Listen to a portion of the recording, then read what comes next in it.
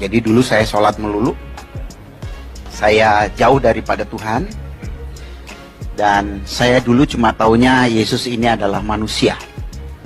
Kalau di agama saya namanya Isa Al-Masih, ya, dan dia statusnya hanyalah nabi.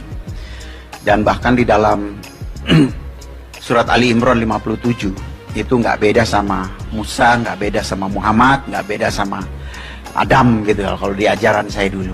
Dan saya nggak pernah mimpi menjadi seorang Kristen, karena pegangan saya dulu adalah surat Ali Imran ayat 19, Inna dina indallahi Islam, agama yang diridhoi Allah hanyalah Islam, di luar Islam tidak ada agama yang diridhoi Allah. Dan dalam hati saya berjanji, hidup mati saya tetap Islam apapun yang terjadi. Itu rencana manusia, tetapi rencana Tuhan beda. Dan Tuhan maunya saya jadi pengikutnya, ya. Jadi Tuhan maunya saya jadi pengikutnya, maka dia kejar saya. Jadi saya memang nggak mau. Cukup lama saudara, saya bergumul 2 tahun. Itu tahun 80-an saya bergumul. Selama 2 tahun, kalau Jumat saya ke masjid, kalau Minggu saya ke gereja. Ya, Tuhan itu memanggil itu hanya dengan satu kalimat yang misterius. Dia cuma berkata begini, carilah kebenaran, kamu akan diselamatkan. Nah, saya berpikir ya kebenaran itu Islam, yang lain itu nggak benar. Ya, dan saya sepelekan kata-kata itu, tetapi herannya kata-kata itu terus berkumandang di hati saya. Ya, berkumandang. Berhenti-berhenti itu kalau saya sholat doang. Habis sholat, suara itu nongol lagi. Terus begitu. Dan saya pikir saya mulai tertarik dengan kekristenan. Kenapa? Karena agama Islam agama yang paling dekat sama Islam. Sama-sama ada Musa, sama-sama ada Daud, sama-sama ada Yusuf, sama-sama ada ya yang lain-lain lah sama gitu saudara. Jadi paling dekat. Saya nggak mungkin mendekati Buddha atau Hindu, tapi yang paling dekat ini. Jadi saya mulai masuk gereja, tetapi kalau saya masuk gereja, ya kalau pendetanya ngajak doa orang semua begini, saya cuma melotot aja liatin gini. Ya, nyanyi juga saya nggak ngerti, dengar-dengar aja begitu. Jadi selama 2 tahun. Nah dari saya melakukan hal yang seperti itu, lama-lama mulai tersingkap. Mulai tersingkap gitu ya. Saya mulai mikir dan mulai bandingin gitu. Antara Kristen dan Islam ini. Nah, saya perhatikan. Dan saya mulai tertarik dengan kekristenan.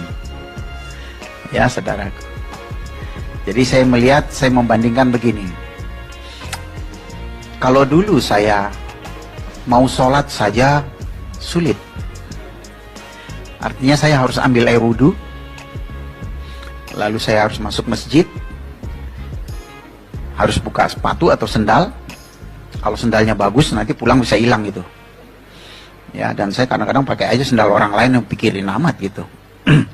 Nanti kalau saya sholat misalnya 4 rakaat, udah 3,5, tinggal setengah lagi, kentut, batal. Nyenggol perempuan, batal. Syaratnya cukup berat, bahasanya harus Arab, ngadepnya harus ke barat. Nah, saya lihat orang Kristen kok masuk gereja, ada yang pakai sendal, ada yang pakai sepatu, ya. Lalu ada yang mandi, ada yang nggak mandi, gitu. Ya nyanyi sambil kentut nggak apa-apa gitu kan ya, ngadepnya boleh kemana aja. Nah saya ambil kesimpulan kok Kristen gampang ya. Lalu nggak tahu kenapa pikiran saya berpikir ya Allah itu kan Maha Pengasih dan Penyayang. Nah, kalau saya kan dulu mau makan, mau berbuat sesuatu selalu membaca Bismillahirrahmanirrahim, yang artinya kita mengakui bahwa Allah itu Maha Pengasih dan Penyayang. Kalau Allah itu sifatnya pengasih dan penyayang, pasti nggak nyusahin gitu. Dan saya lihat Allah yang nggak nyusahin itu di Kristen. Nah, di sini saya mulai tertarik. Ya. Nah, akhirnya saya mulai mengerti dua-duanya, apa itu Kristen, apa itu Islam. Tapi untuk mengambil keputusan nggak mudah. Kenapa? Ya, saya pasti akan kehilangan keluarga. Saya pasti akan dimusuhin teman-teman. Masjid saya itu cuma, ya ini rumah saya depan sana, 3 rumah saja sudah masjid. Tempat saya suka beribadah, ya apa jadinya kalau mereka tahu saya jadi Kristen. Ya, belum lagi bapak ibu saya dan kakek saya itu namanya Kiai Haji Abdul Ghani, punya pesantren terbesar di Lampung. Ya bisa bayangin situasi saya ya seperti itu. Dan saya takut sekali untuk menjadi Kristen meskipun saya sudah mulai mengerti dan ada keinginan. Lalu saya sempat juga berpikir, apa jadi orang Kristen diem-diem aja gitu ya. Kalau perlu nanti ngomong sama pendetanya, dibaptisnya di kamar mandi gitu. Terus jangan ada yang tahu gitu, satu orang pun gitu ya. Pokoknya hubungannya pribadilah sama Tuhan begitu. Itu saking takutnya gitu. Namun satu hal yang aneh itu adalah dalam satu momen saya harus menyelesaikan 3 lagu di daerah Roxy. Lalu di tengah jalan itu saya bawa mobil, saya ngomong aja begitu, Yesus engkau itu Tuhan atau bukan gitu. Saya ini bingung. Mau jadi Kristen saya takut, mau jadi Islam kok kayaknya saya udah nggak kepengen gitu. Ini gimana saya gitu. Nah disitulah urapan Tuhan itu turun. Saya dijamah dan menangis sejadi-jadinya. Kalau ditanya nangis kenapa, saya juga nggak tahu. Ya, tetapi saya merasakan ada pelukan yang penuh kasih gitu, yang berkata di hati saya, ya seperti Allah itu seperti dia Tuhan itu seperti menemukan anak yang hilang gitu. Ya, lalu saya dijamah dan di situ saya mendengar dia berkata, akulah Yesus Tuhan dan Juru Selamat dunia, kalau kamu tidak percaya kamu mati, katanya gitu. Jadi karena saya takut mati, ya saya terima. Karena saya pikir kalau saya tolak, nyawa saya dibetot gitu. Jadi saya terima, ya Yesus tolong saya percaya gitu. Nah, habis saya ngomong begitu tuh seperti ada beban yang lepas gitu. Ya rasanya lega banget. Dan yang paling ajaib adalah sejak saat itu saya nggak takut kehilangan apapun. Nggak takut kehilangan orang tua, nggak takut kehilangan teman-teman, nggak takut bersaksi, sampai juga nggak takut mati. Makanya saya jadi Kristen tuh nekat banget memang benar. Ya, saya nginjil di mikrolet, saya ketemu haji gitu, rasanya pengen ngomong terus gitu, mau siapa aja. Nah, tetapi memang saya percaya kalau bapak saya, keluarga saya tahu saya jadi Kristen, pasti saya dihakimi, nggak mungkin nggak. Nah, di situ saya persiapkan diri saya, lalu saya kembali lagi belajar Al-Quran, hadis, saya pelajari. Lalu puji Tuhan, Tuhan itu memberi waktu yang sangat baik. Ya, salah satu guru saya adalah yang saya sangat cintai itu Hamra Namri. Jadi kebetulan waktu itu rumahnya dekat rumah saya. Ya udah di situ kalau ada apa-apa tanya ya, akhirnya saya jadi pinter. Ya. Dan betul saja satu kali orang keluarga saya dengar saya jadi Kristen, lalu saya dipanggil dan saya dihakimi. Saya disidang. Jadi ditanya, kenapa kamu jadi Kristen? Kamu itu bikin malu orang tua. Bapakmu ini dari kecil sampai tua segini nggak ada satupun keluarga yang Kristen kecuali kamu. Kamu itu udah gendeng gila apa-apa gitu. Ya saya jawab, saya jadi Kristen karena Muhammad yang nyuruh gitu. Ya karena saya udah belajar, saya tahu jawabnya. Mesti begitu, baru nanti dia kan pasti cari tahu. Ya, saya bilang kalau saya bilang saya jadi Kristen karena Yesus, bingung nanti dia, itu kan pengalaman pribadi.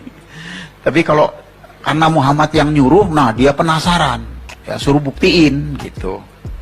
Kalau saya buktiin, saya bilang kita ini kalau sholat selalu baca ayat Al-Fatihah.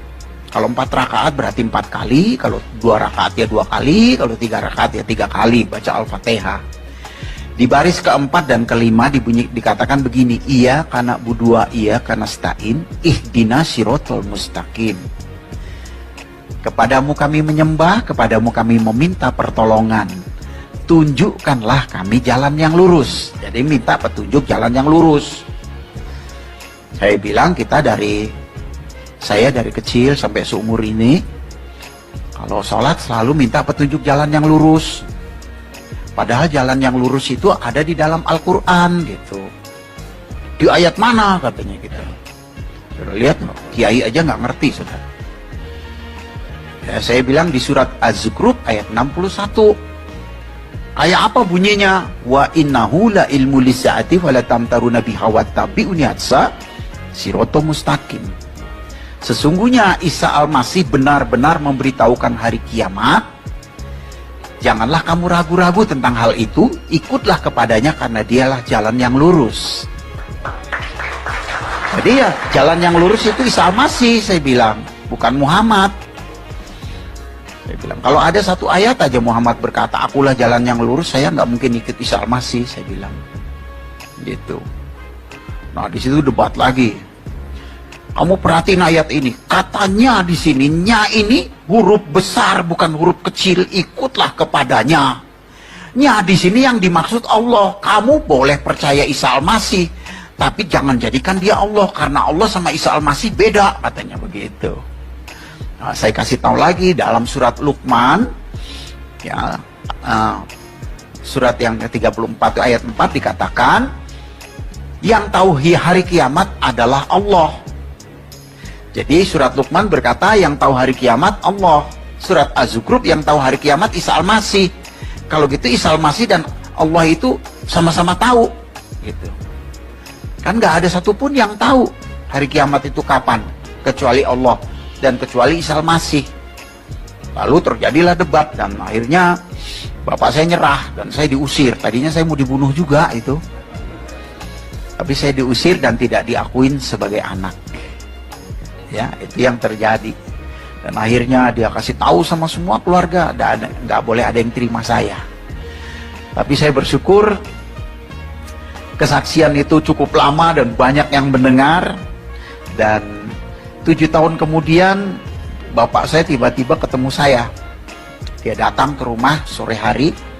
Saya terkejut waktu itu, saya dari luar. Nah, saya bilang, bapak kapan datang? Dari tadi pagi katanya. Ada apa pak?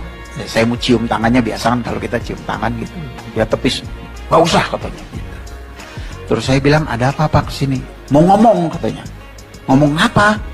Ngomongin agama katanya. Lo kan dulu udah. Aku tambah bingung katanya. Gitu.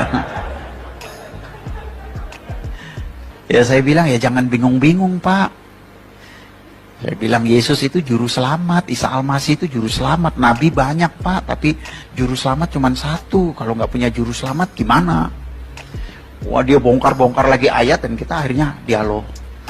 Sampai akhirnya dia bilang, gimana caranya jadi Kristen? Gitu. Saya bilang ya gampang lah pak jadi Kristen mah. Gimana panggil pendeta? Nggak usah, saya aja gitu. Ya bapak ikutin doa saya, ikutin doa. Terus saya bilang, maaf ya pak, aku boleh tumpang tangan di kepala? Ya boleh, boleh, silahkan aja gitu.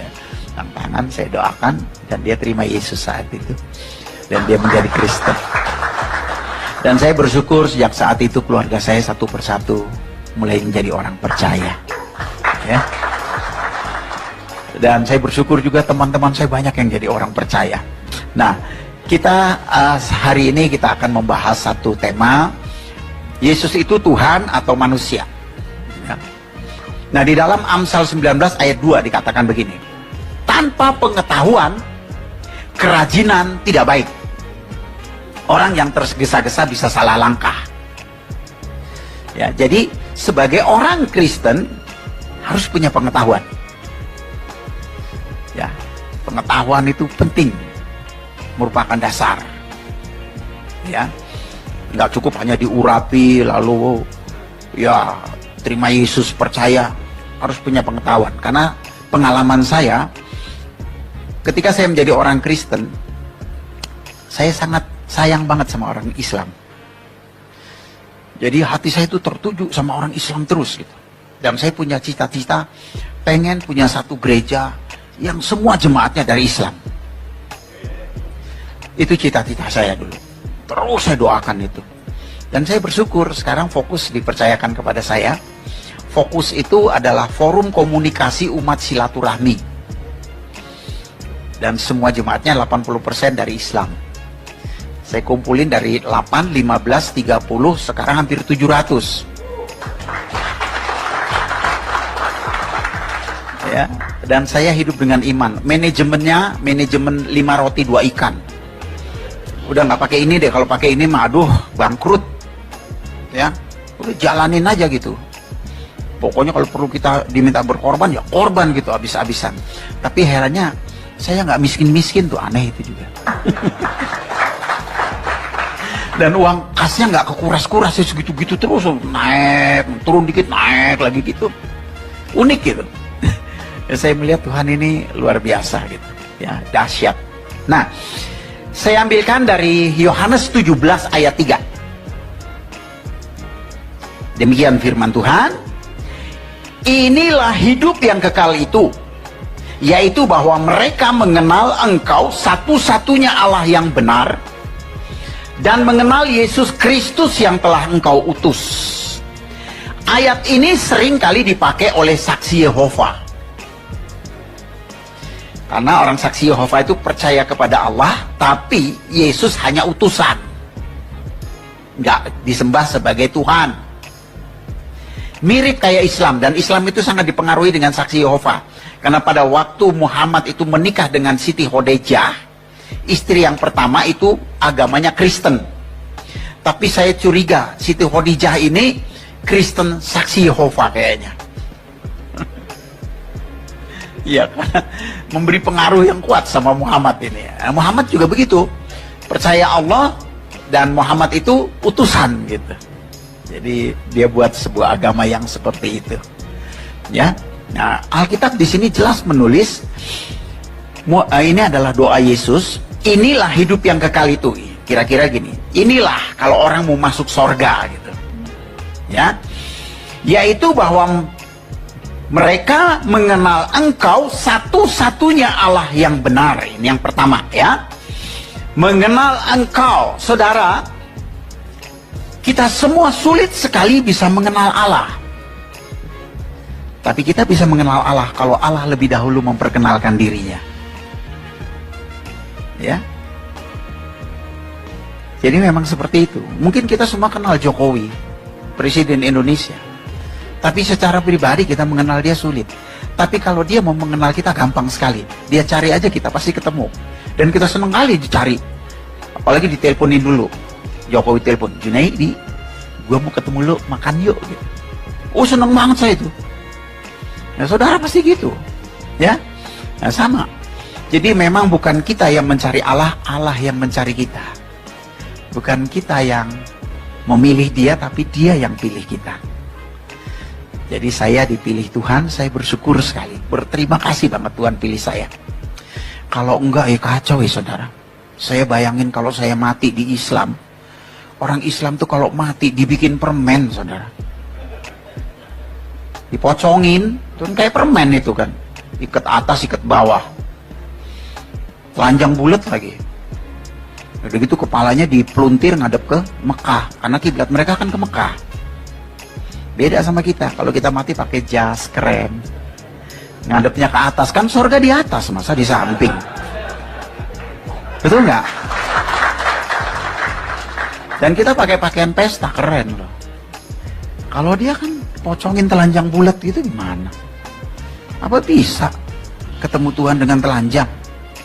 Kita ketemu Jokowi pakai kolor aja nggak diterima. Ya kan? Itu satu gambaran. Kenapa kita kalau meninggal itu dipersediakan sedemikian rupa? Ya, di peti mati, ngadepnya ke atas. Wow, luar biasa. Jadi saya pikir-pikir untung saya nggak, ya, saya dipilih oleh Tuhan. Kalau nggak dipilih, waduh, mau kemana ya saudara? Sulit loh saudara, nggak gampang loh orang percaya Yesus itu. Saya kalau boleh sombong sedikit, nggak pernah saya ngobrol sama orang Islam, entah itu kiai, entah itu ustadz, bisa menang sama saya. Saya berani taruhan, lu kalau menang gua nggak sembah Tuhan lagi, lu yang gua sembah. Nggak ada yang bisa menang saudara. Biar kalah belum tentu jadi Kristen. Betapa beruntungnya kalau saudara jadi Kristen. Makanya orang Kristen itu jangan cuma percaya Yesus, harus bangga punya Yesus. Saya bangga banget jadi orang Kristen, dipilih Tuhan. Wow. Ya, Kalau saya boleh memilih, mas saya nggak pengen jadi Kristen. Jangankan masuk gereja, nginjek tanah gereja aja haram. Apalagi masuk gereja. Tapi Tuhan pilih saya. Dia panggil saya. Saya dijadikan orang percaya. Saya diajar, saya dituntun. Saya bersyukur. Memang berat saudara ikut Tuhan. Tahun pertama sampai tahun ke-8 saya bangkrut saudara, nggak punya apa-apa. Ditinggalkan keluarga. Dimusuhin teman-teman, bokeh, mobil tinggal satu hilang. Hilangnya di gereja lagi. Betul-betul. Saya kadang-kadang waktu itu kalau masuk gereja, aduh, orang gereja enak-enak banget nyanyinya. Kiri kananku ada Tuhan, sekelilingku ada Tuhan. Kalau saya lebih cocok nyanyinya, kiri kananku ada hutang, sekelilingku ada hutang. Karena saya makan aja harus hutang. Utang-utang di warung. Sulitnya luar biasa. Tapi saya bersyukur 8 tahun cukup ujian. Sekarang saya sudah melayani Tuhan 34 tahun. Dan Tuhan sangat berkati hidup saya. Ya.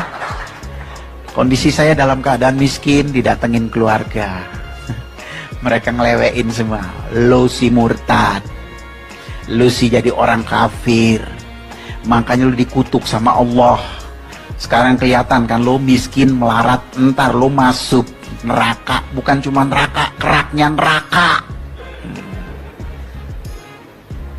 Tapi saya tetap bertahan. Kenapa saudaraku? Ada sesuatu yang luar biasa ikut Yesus. Biarpun saya susah, tapi iman saya nggak rontok gitu loh. Tetap aja. Bahkan banyak pujian di hati. Biarpun saya ngutang kiri kanan sulit gitu, tapi damai sejahtera itu tetap ada. Tenang, damai, dan punya iman yang sangat yakin punya masa depan yang baik. Dalam keadaan susah, melarat, ya begitu yang saya alami. Ya, sekarang saya sudah melayani Tuhan 34 tahun. Saya tidak kekurangan suatu apapun. Bahkan kalau boleh saya agak sedikit bermegah, tidak ada keluarga saya yang lebih kaya dari saya. Dalam materi, dalam banyak hal. Luar biasa ya. Karena bagi Tuhan itu nggak ada yang mustahil. Asal kita setia saja, sungguh-sungguh pasti Tuhan buka jalan. Ya, banyak hal yang kita tidak mengerti dan Tuhan berikan itu. Nah, jadi kita harus mengenal Allah. Kekristenan bukan agama. Yesus datang ke dunia nggak buat agama. Yesus datang ke dunia kedua mencari orang berdosa, dan ketika orang itu menerima dia, orang itu menjadi bait Allah. Bait Roh Kudus. Jangan terjebak dalam keagamaan. Ya saudaraku, Yesus tidak pernah buat agama. Maka itu kalau kita nginjil, orang Islam suka bilang apa? Kristenisasi. Padahal bukan kristenisasi, selametisasi. Karena kita tidak mengharapkan orang pindah agama kok. Ya. Seorang menjadi bait Allah, menjadi rumah Allah. Dan kalau dia menjadi bait Allah, Roh Kudus berkarya dalam hidupnya, dia pasti berubah. Dan kalau Tuhan merubah kita, bukan cuma kita yang heran, orang lain juga heran. Makanya saya kalau ketemu Rano Karno, Herman Felani, teman-teman dulu, waktu saya main film, mereka suka tanya, Jun, gue heran, lu kok bisa jadi pendeta tuh gimana ceritanya? Saya jawab, jangankan lu heran, gue aja heran. Kenapa? Ada sesuatu yang heran. Hati kita nggak melekat sama dunia. Dunia buat kita cuma sarana hidup. Ya, saudara punya mobil Jaguar keren juga, nanti kalau mati yang gotong L300 kok. Ya, jadi ya seperti itu. Saya punya rumah kamarnya 5, saya nggak pernah pindah-pindah di situ-situ aja. Iya kan? Apa ada saking kayanya kita makan apa ya? Beli arwana goreng yuk, kita beli ikan arwana yang harga 50 juta kita goreng. Enggak juga kan? Ya kan? Sederhana sekali sebetulnya hidup itu. Tapi alangkah indahnya selama kita hidup, kita bisa jadi berkat. Dan itu hanya dimungkinkan kalau ada roh Allah di dalam kita. Ya, kita menjadi baitnya. Nah, setelah Allah memperkenalkan dirinya kepada kita, seharusnya kita mengenal dia. Balik, itu namanya akrab. Ya, kalau kita nggak akrab susah, saudara. Harus bergaul karib nih sama Tuhan, ini penting. Ya, saya mau tanya dulu sama saudara. Allah kita sama Allahnya orang Islam sama nggak sih? Allahnya orang Kristen sama Allahnya orang Islam sama nggak?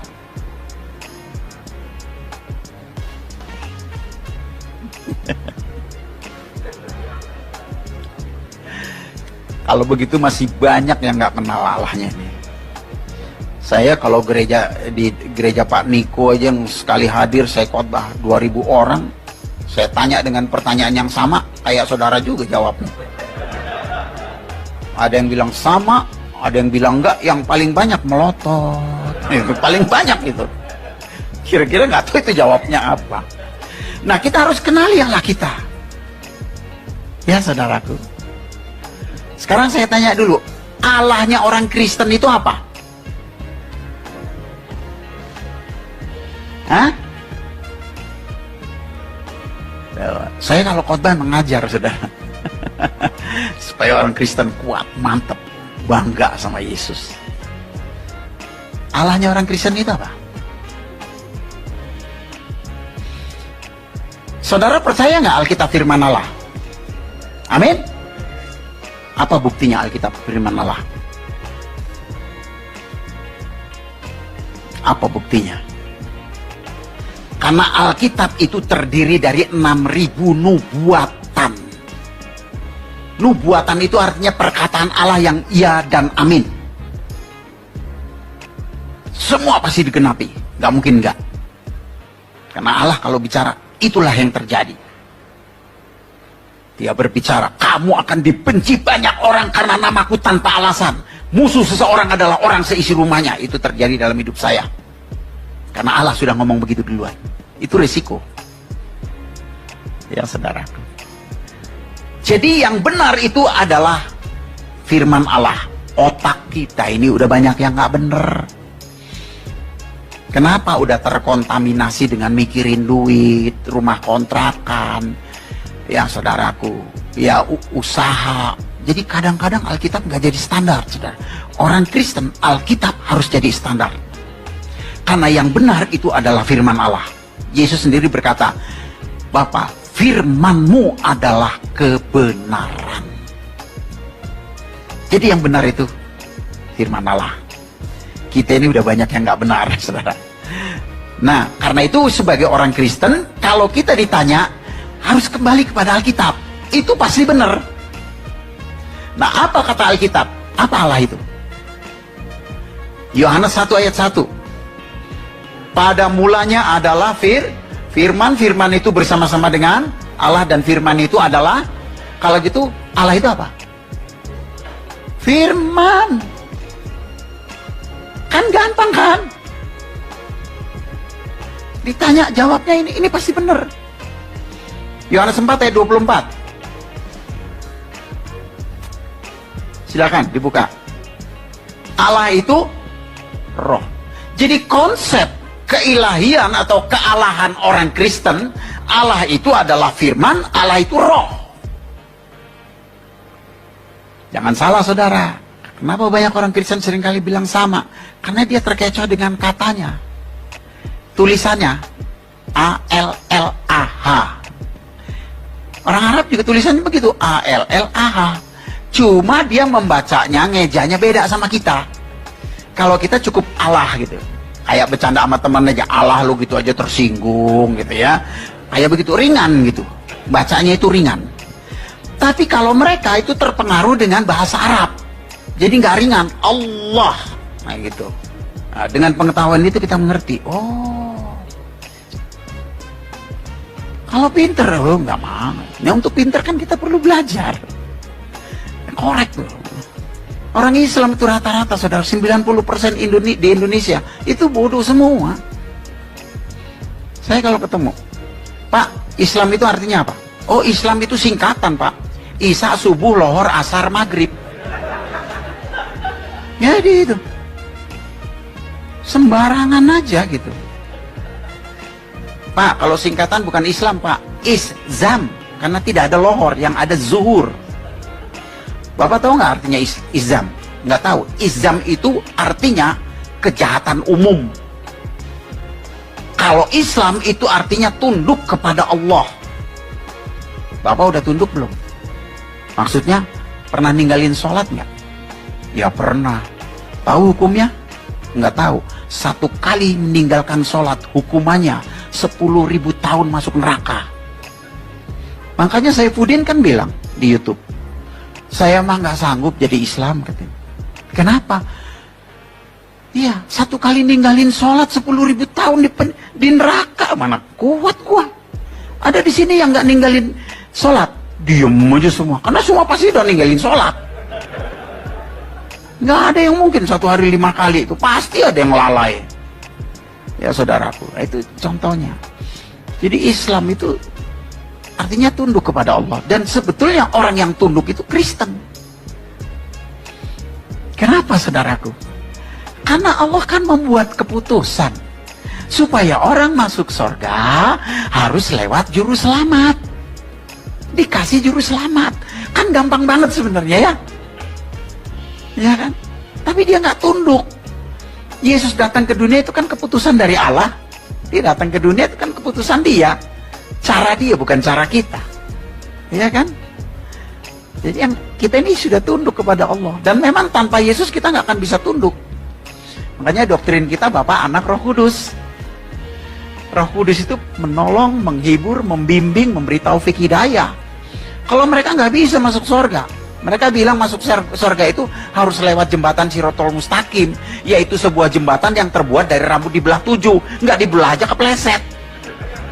Oh, dibelah. Orang Kristen, jangankan dibelah 7, dibelah 1000 tetap bisa ke surga. Kenapa? Karena ada Roh Kudus yang menolong. Tanpa Roh Kudus nggak bisa. Nggak bisa, saudara. Sulit. Ya, siapa di sini yang udah lahir baru nggak pernah jatuh?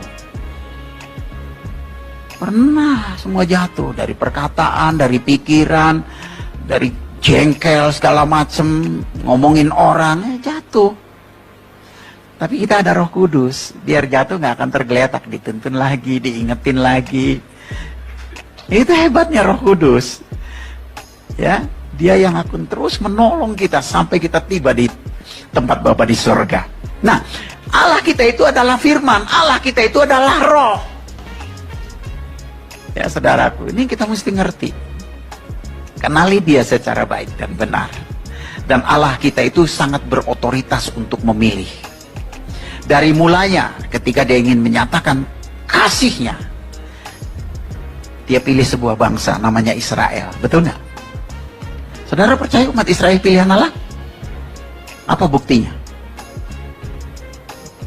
Apa buktinya? Hah? Pertama, dalam Mazmur 147 ayat 19 dan 20. Di sana dikatakan Allah tidak pernah berbicara kepada bangsa lain. Hanya kepada Yakub, kepada Israel. Dan menyatakan hukumnya hanya kepada Israel. Artinya apa, saudara? Tidak ada nabi yang berasal dari luar Israel. Itu buktinya. Jadi kalau ada orang ngaku nabi bukan orang Israel, itu pasti palsu. Saya nggak nyindir, cuma nyinggung aja. Ya, kriteria nabi yang pertama bernubuat dan dinubuatkan. Muhammad apa yang dinubatin? Nggak ada, dia nggak pernah bernubuat, apalagi dinubuatkan. Yang kedua apa? Mujizat. Itu kriteria nabi. Muhammad apa mujizatnya? Kalau Yesus, banyak tertulis dalam Al-Quran. Ya, surat Al-Maidah 110, surat Ali Imran 49, mati bangkit, buta melek, lumpuh jalan, kusta tahir, tertulis. Kalau Muhammad satu ayat aja nggak ada. Makanya saya kalau ngomong sama Ustadz, Pak Ustadz, saya siap masuk Islam asal tunjukin satu ayat aja Muhammad bikin mujizat. Nggak usah bangkitin orang mati, bangkitin ayam mati aja tunjukin ke saya, gua masuk Islam lagi. Nah itu pentingnya pengetahuan, saudaraku. Ya, makanya orang Kristen tuh jangan cuma taunya ya haleluya sama puji Tuhan. Saudara tahu cerita itu? Ya? Ada dua pemuda senangnya naik kuda, saudara. Hobi kuda. Satu kali yang satu beli kuda baru, yang satu pengen nyoba. Dia bilang, wah keren banget kuda lu, boleh gua coba? Silakan. Ya, mulai naik.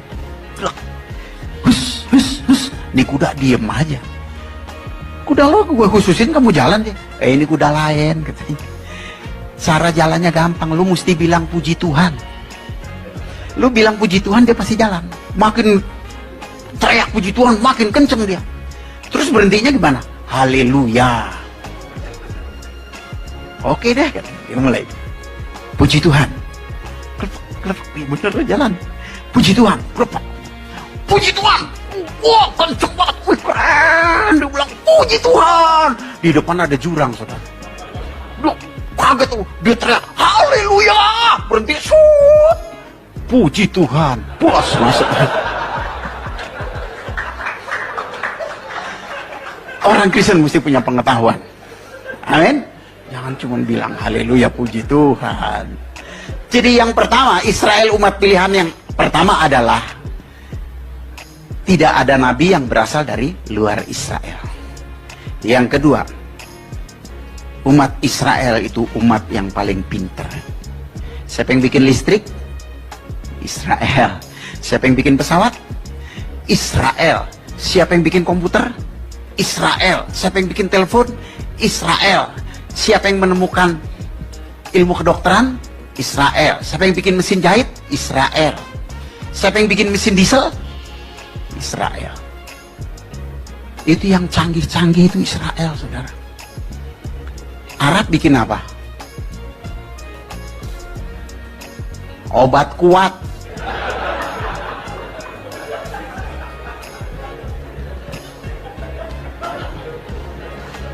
Kawin mulu kerjanya. Nah, saudaraku yang dikasih Tuhan, jadi kita harus mengenali Allah kita. Amin. Yang kedua, kenapa Yesus itu ditebut Tuhan? Karena dia firman dan roh. Jadi kalau saudara, apa buktinya Yesus Tuhan? Yesus itu Tuhan. Oh, orang mati bangkit, buta melek lumpuh jalan. Enggak, itu cuma kenabian, itu utusan, tugas utusan, tugas nabi.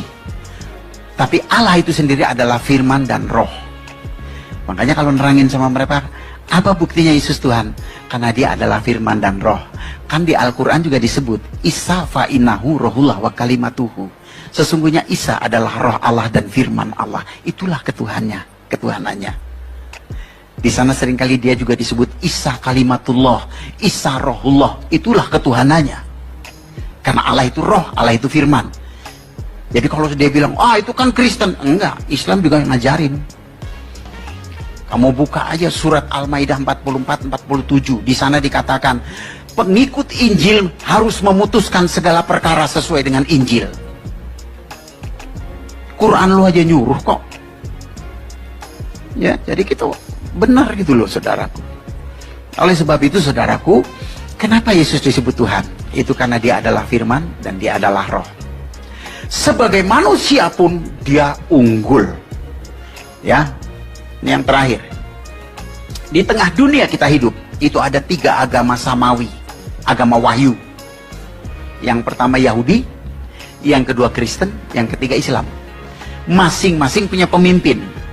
Yahudi itu yang mimpin Musa, Kristen Yesus, Islam Muhammad. Nah, kita bandingin nih pemimpin kita nih. Musa, pertama dia lahir bayi dibantai. Yesus lahir bayi dibantai. Karena itu ada kesamaan. Musa berkata, seorang nabi yang sama seperti aku akan dibangkitkan di antara saudaramu. Ya, Keluaran 18. Jadi sama seperti Musa. Di mana samanya? Sama-sama ada bayi dibantai. Muhammad lahir, kambing yang dibantai, nggak ada bayi dibantai.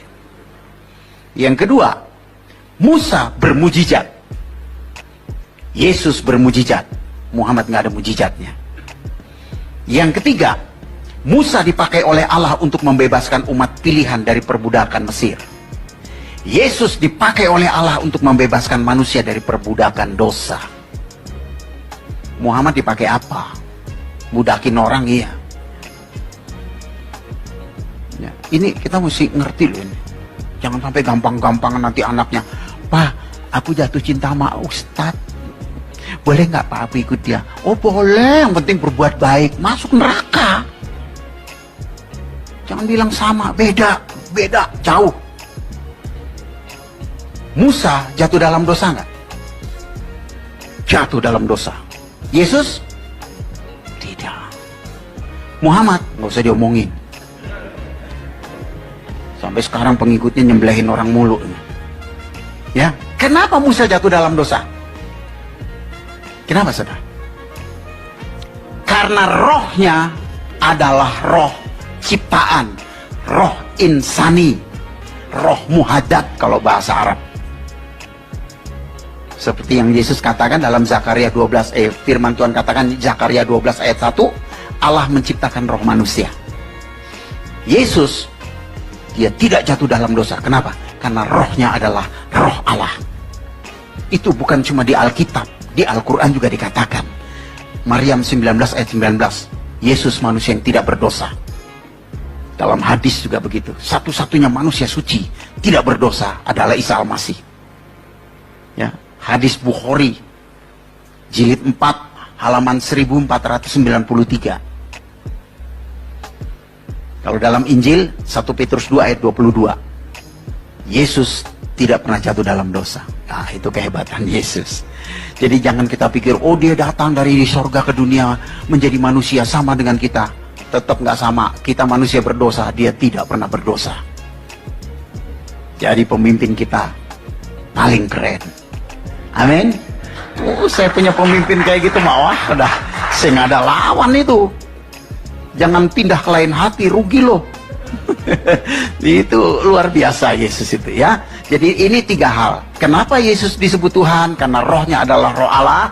Seperti yang dia katakan dalam Lukas pasal 4 ayat 18, roh Tuhan ada padaku. Sampai kita nggak ngerti ya. Makanya Filipus bilang begini, Yesus tunjukkanlah Bapa itu kepada kami, itu sudah cukup bagi kami. Yohanes 14 itu ayat 8, ayat 9-nya Yesus bilang gini, astaga Filipus, udah sekian lama kau bersama-sama aku, kau tidak kenal aku. Ampun dah. Nggak percaya loh, aku dan Bapa adalah satu. Bapa di dalam aku di dalam Bapa. Ya saudara, itu Allah kita. Yesus adalah Tuhan karena dia apa? Rohnya, roh Allah, dan dia adalah firman yang hidup. Ya, lewat firman Tuhan ini saya percaya saudara diberkati, dan kerinduan saudara, saudara jadi berkat bagi banyak orang. Ngomong sama orang Islam gampang saudara. Ya, pegang aja surat Al-Maidah 68. Ya. Gampang. Bunyinya begini. Ini kalau Arabnya nggak usah lah dipikirin ya. Tapi saya sebut aja, kul ya ahlil kitabil lasum ala sayyin hatta tuqimu taurata wal injila wa ma unzila ilaikum min rabbikum. Hai ahli kitab, kamu tidak dipandang beragama sedikit pun jikalau kamu tidak menegakkan Taurat dan Injil. Ya, ahli kitab itu banyak kan kitab, ada kitab Quran, ada kitab Weda, ada kitab Tripitaka, ya kan? Masing-masing ada ahlinya kan? Tapi ahli saja kalau tidak menegakkan Taurat dan Injil tidak disebut orang beragama. Itu Allah mereka bilang. Jadi kalau orang nggak beragama apa namanya? Kafir. Nah, mereka kan suka kafir-kafirin kita, nggak usah takut. Kalau dibilang kafir, puji Tuhan. Kenapa? Karena kafir itu artinya kaya akan firman. Itu saudara ya. Nah saudaraku, Biarlah lewat apa yang sudah saya sharekan, apa yang saya nyatakan, membuat saudara semakin bangga punya Yesus. Amin. Saya nggak peduli saudara gerejanya di mana, tapi mari kita sama-sama ikut Yesus dan jadi berkat bagi banyak orang ya. Lewat kehidupan kita banyak orang bisa mengenal Tuhan dan mengasihi Tuhan dan mencintai Tuhan dan diberkati oleh Tuhan ya.